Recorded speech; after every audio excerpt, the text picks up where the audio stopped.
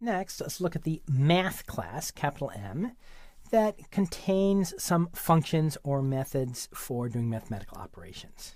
So you call the functions and methods on the class object. You say math dot cosine, math dot random. Functions that are attached to objects like this, to classes like this, are usually called methods, as opposed to functions, which are general top-level functions that aren't attached to objects. If you've done real object-oriented programming languages like C# and Java, you may be used to calling these static methods. It's the same basic idea. The other thing to note, first thing to note is you say math dot, whatever the method name is. The second thing to note is that this uses the scientific versions. So the logs by default are base E, and the trig functions like sine and cosine are in radians, not in degrees. So there's a whole bunch of functions. ABS for absolute values, sines, cosines, tangents, minimums, maximums, rounds, sines, square roots, tangents, random, and so forth. I'll give some interactive examples of the most important ones.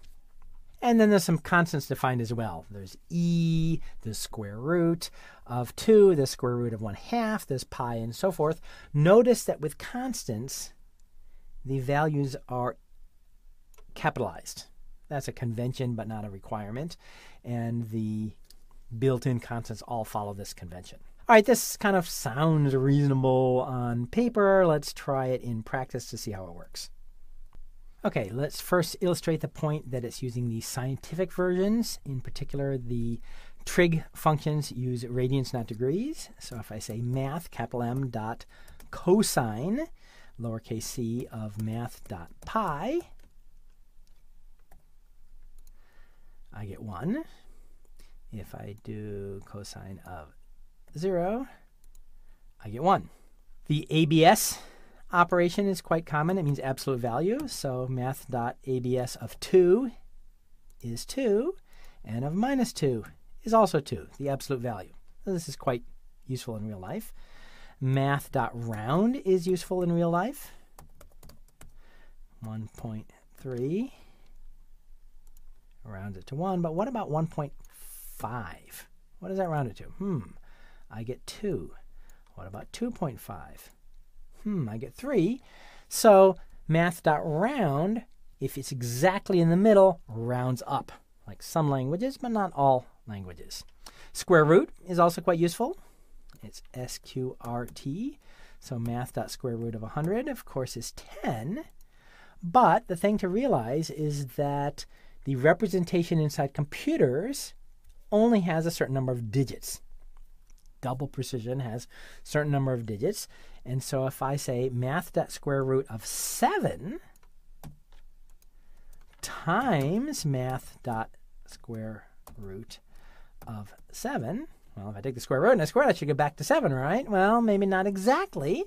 And I get one little extra digit way down here because of round-off error.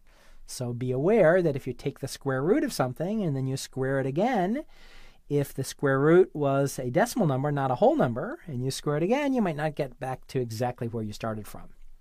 POW has to do with exponentiation of power. So math.power 2, 3 means 2 to the third power. 2 to the 3, 2 to the 4, 2 to the 5, and so on.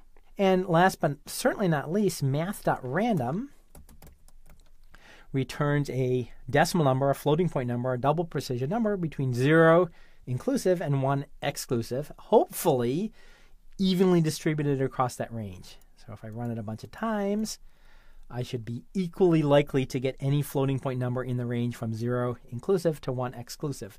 Math.random is very useful when you're learning and practicing so that your code doesn't run the same way every time.